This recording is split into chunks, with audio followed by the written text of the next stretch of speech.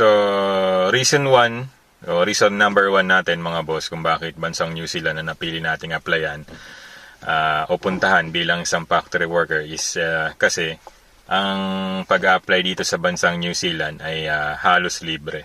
So, bakit ko nasabing halos libre? Kasi pag nag-apply po tayo papunta dito sa bansang New Zealand ay wala po tayong babayarang processing fee, wala po tayong babayarang placement fee, at free po ang ating visa at free po ang ating plane ticket papunta dito sa bansang New Zealand. So, kung ikaw ay baguhan pa lamang sa pag-apply pa-abroad o first timer ka mag-apply pa-abroad, malaking bagay yung mga free yung mga bagay na yun. No? So, kasi maliles yung gastos mo.